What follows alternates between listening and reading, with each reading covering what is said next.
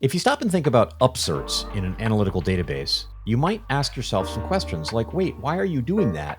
I thought analytics were all about things that have happened in the past, and all those things are written into the record of history and immutable. Why would you want to change them? Well, that's a good question. And I've got Navina Ramesh, software engineer who works on Apache Pinot, on the show today to talk about upserts and deletes in Pinot. Let's listen in.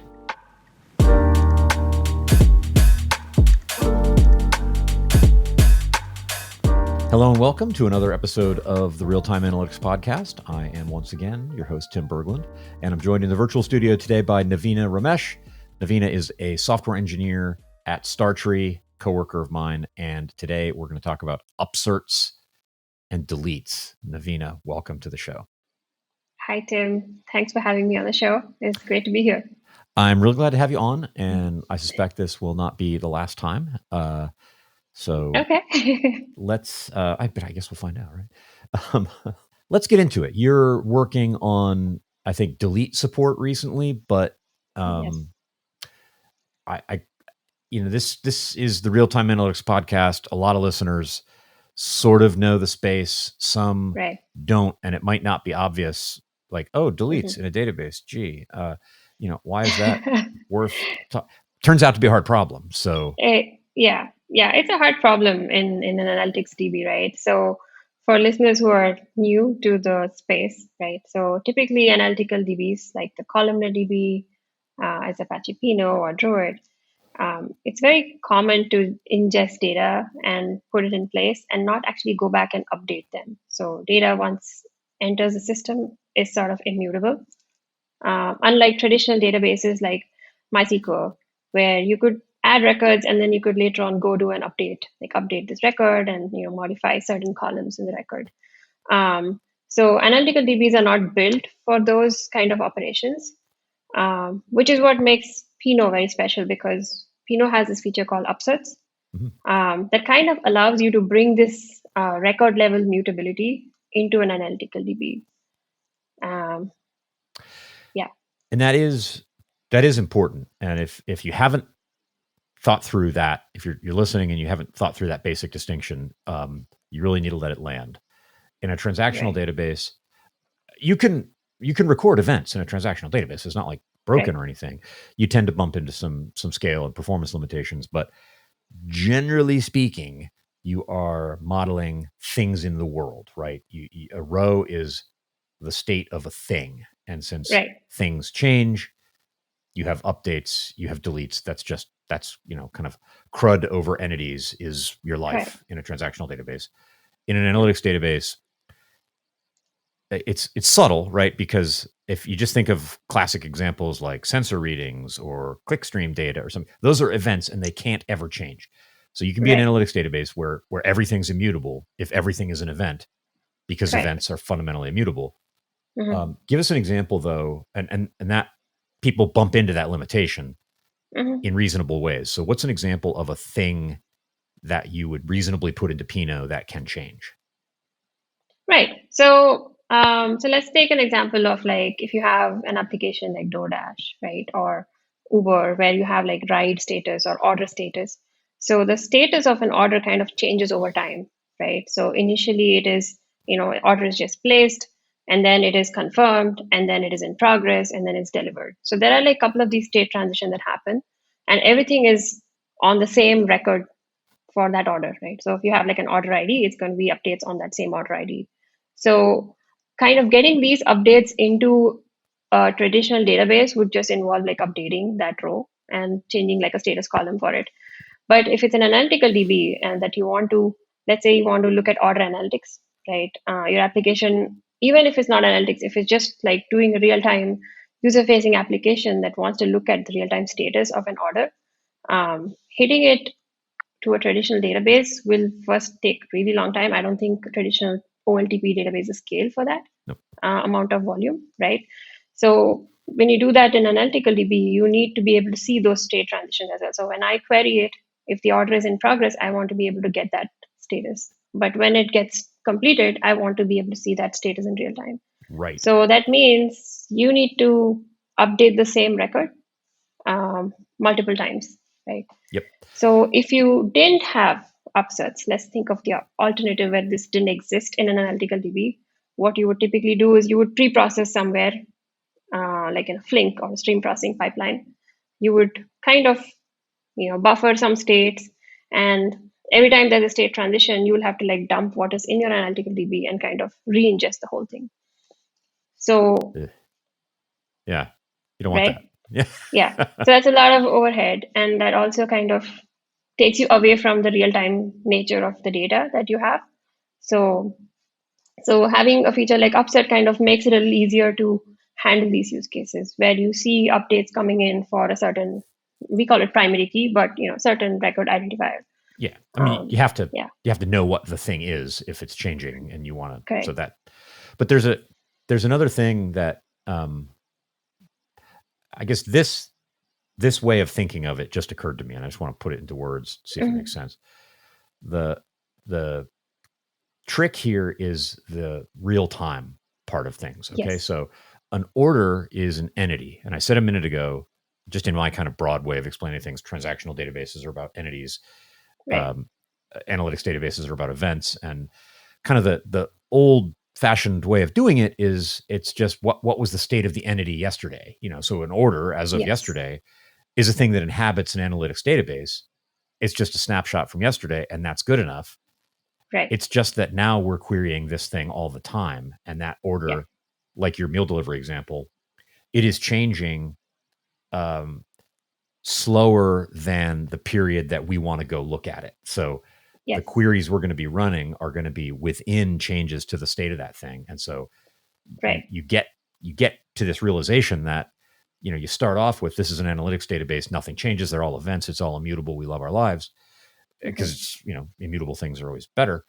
But not really anymore. If it's real time, you really do need upserts if you're going to, it seems like if you're going to credibly call yourself a real-time analytics database, upserts need to enter the picture. Right. Yeah.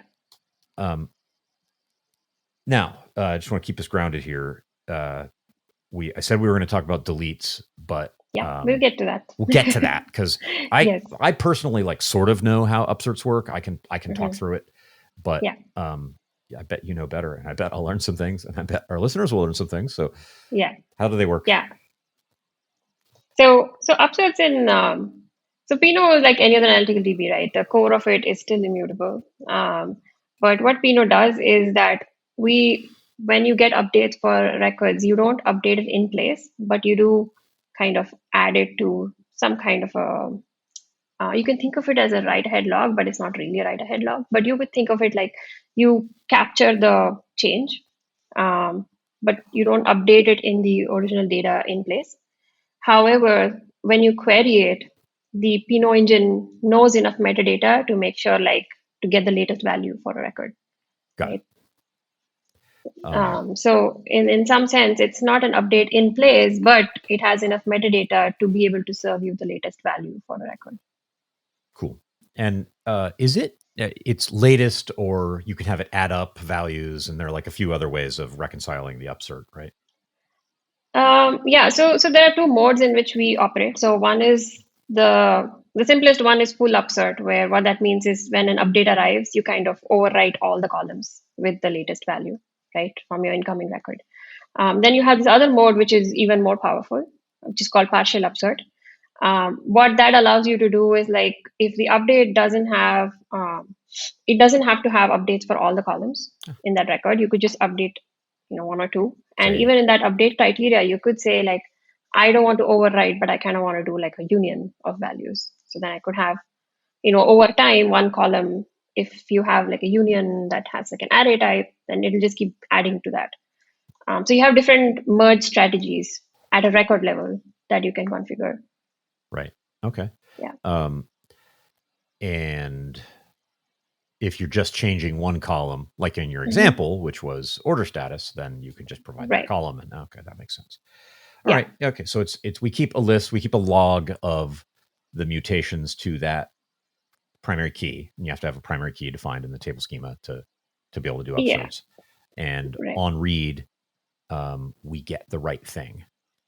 Yeah, it's an easier way to think of it as a a log of changes. Yeah. Although implementation is not exactly that, but yeah, it's just that Pinot is smart enough to know like, what should be returned in the response and what should not. So. Yeah. I was just about to say, if it's actually a log, gee, that doesn't sound like that would run very fast because now I've got all No, it's not. No. That was just to like conceptually get the idea of like how these updates come and how they materialize in your query. Exactly. And it's funny. I have some slides in the longer version of my intro to Pinot talk because like if I only have 45 minutes, I don't talk about Upserts. But it's July 14th right now as we record this. Next week, this will air sometime in August probably. But next week, I'm speaking at a conference where the sessions are 90 minutes long. It's really long. Oh, wow. Okay. I have time for Upserts there. Yes. And those slides show that log structure. So it's, this is just for us to understand. It's not actually stupid. It's actually fast. Yeah. Cool. All right. So that's the basics of Upserts and why they matter. And again, once you start thinking about why they're there and the kinds of things you do, it's a game changer for certain use cases. It really is the difference between you can do this with a real-time analytics database and you can't. Yes, it's certainly one of a very powerful tools for an analytical DB to have because it's not. I haven't seen it elsewhere where an analytical DB can actually update things. Right. Because that's completely against the whole point of analytics being like fast and real time is that you don't change things. And obviously it's very fast for you to. Unfortunately, the world insists on things changing in real time. And yes, and the world is also very impatient for changes. It is incredibly impatient, I've found. All right. So talk to us about deletes. That's next level. And that's what you're working on right now. So how's that work? Yeah. So deletes is actually the way we've implemented. Like if you think about it, delete is a special kind of update, right? It's just saying like, hey, I don't ever want to see this record again in my query. So I'm just deleting it from my set. So the way we recently implemented that, so previously we didn't have the capability of doing it. So we just took a very simple approach where we kind of do a soft delete.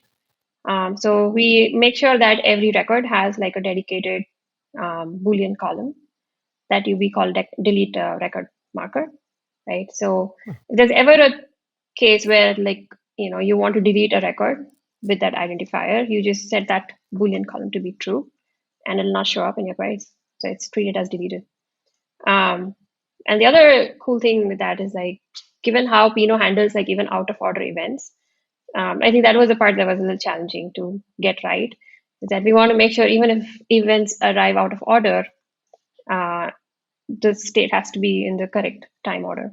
So let's say you received a delete, but you received an older update later on, that key should not show up again. So guaranteeing that is actually more tricky than implementing delete itself. It sort of piggybacks on the existing upsert mechanism. So where do we get the time from? Because I know there's a time column, but if you're deleting, how's that? Yeah, I can imagine how to order mutations, but I don't know how to order deletes with respect to other mutations. Correct. So in an upsert table in Pinot, you typically have like this comparison column definition. Like in your configuration, you can specify like I want you to use this column in my record as a comparison value. So it can be not just one column, but it could actually be multiple columns, as long as they're comparable types. Sure. And in the lack of that definition in the configuration, you will just default to your time column that exists. Okay. So then you would use that to compare and see like, is the latest value that I have in my current data set and the record that's arriving, if it is older than that, right? Then you do not, you still keep it in your data store in Pinot, but you do not show that in your results. It's no longer readable. Yes. Okay. If it's less in the comparison of the two comparable types, if it's less than, then that makes sense. So if you have not a timestamp, but you happen to have a monotonically increasing integer lying around that you can access, and gotcha. Yeah. And of course, on the application side, things like time and concurrently accessible monotonically increasing integers are their own podcast episode and their own horrible, they deserve their things. own topic. right.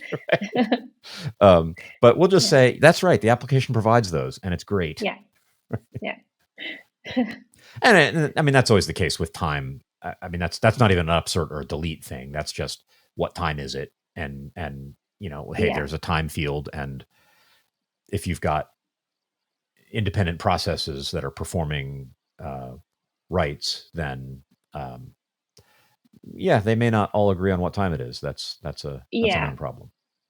Yeah, I think time itself deserves its own podcast. Like it has so many complications, especially in stream processing.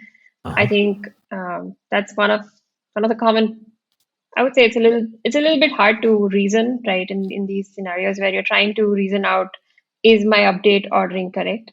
And you kind of have to look into the data versus instead of just like the arrival time. If it was just arrival time, that would be great. But it's not the case all the time. It So is not the case. Yeah, that is yeah. a very difficult. In general, in any distributed system, the question of now is sort of a Hmm. fuzzy concept. Right. What Right. is that? Everybody Yeah, kind of has their own little view of what now means. that's true. um, and that's kind of at the root of a lot of the hard problems. What has been? Is there anything? Your description of this is very straightforward, Mhm. and it sounds like engineering and turning the crank on Yeah. everything to make it work. Has there been anything about it that's been particularly thorny? Is it straightforward to implement? What's it been like, you as the engineer working on it? Yeah. So in terms of implementing, I think it's just the ordering guarantees. And what I think was one of the challenges there was like so I mentioned before, like how Upsert maintains some metadata to make Mhm. sure that it knows which is the latest record, right? Um, but with deletes, you kind of need to have a little bit more metadata than what you originally stored to Okay. say like, okay, is this is the latest value, but it is deleted or not. So there are two different states to maintain. That kind of makes it a little tricky because that means you're increasing your overhead on like how much metadata you maintain for a table. Uh-huh. And I think for now it's a little bit of an increase. I think there's still a little bit scope for improvement on how we can optimize it, but um, it gets the functionality working. We do have some other improvements to ensure that the overhead is lower in terms of metadata. So typically today, Upsert has metadata in memory. Ah, So okay. anything in memory can start overflowing, right? So Mhm. at StarTree, we have a solution which uses off heap to manage that metadata. So at least you do not come down crashing and burning. Right. Right. So we're kind of hoping to leverage the same model even for the new metadata that is introduced now. So that should help things keep things going. Awesome. But that was the tricky part to make sure that the overhead wasn't excessive just to introduce this feature. Right. Right. That makes sense. Tell us, in terms of what's available. Is it open source Apache Pinot? What parts are like StarTree Cloud? Yeah, What's an open source, and when is this all right, pre-release? Yeah. right. So the delete functionality is in open source. Uh-huh. So any upside table in Apache Pinot should be able to enable this feature. Okay. Currently, it is pre-release in the sense that it's in the latest in the Git repo, but it's not. It will be in the upcoming release. Okay. But if you're curious, you can always, build from source and pick it up. Absolutely. Yeah. And as far as the upserts and off-heap upsert support, that's already been released with StarTree. I forget the version, but it's been there for at least 9 months, Ah. maybe. Yeah. Oh wow. Okay. Mm. Awesome. Yeah. All right. What is next? Yeah, I guess Yeah. optimizations. Is it? Or it seems like we're nearing completion with the feature. Yeah. So delete per itself is complete. I think what was very exciting with the introduction of delete is like, what are the other use cases that we can now support, right? So a very straightforward thing that we think of is CDC use cases. So CDC use cases is where you do change data capture, Uh-huh. right? So for folks who are not familiar, like there are frameworks like Debezium that capture all the changes from different data sources. Could be MySQL, MongoDB, and kind of publish the stream of changes in a standard format. So at StarTree, we have a decoder that's dedicated for Debezium, right, to be able to read the changes and kind of materialize that data into Pinot table. So with deletes, we kind of complete all the operations that's like all the event types that Divisium has. So there's like create, update, delete, and read snapshot. So all of this we can support, which means we now have a path to go from OLTP to OLAP in real time. So you can have your OLTP database, but you can also in real time materialize it in your OLAP Pinot tables. That's amazing. So now we've got, before it was CDC as long as you didn't do deletes. Now it's just CDC. Yes, that's right. Well, my guest today has been Navina Ramesh. Navina, thanks for being a part of the Real-Time Analytics podcast. Yeah, thanks for having me, Tim. It's been a pleasure. And there you have it. If you feel compelled to help us spread the word and grow the real-time analytics community, you can give us a rating on Spotify or Apple Podcasts or wherever fine podcasts are sold. If you're watching us on YouTube, hey, subscribe and, of course, hit that notification bell. And you can always share your favorite episodes on LinkedIn or Twitter or wherever it is you do social media. Thanks, and I look forward to talking to you in the next episode.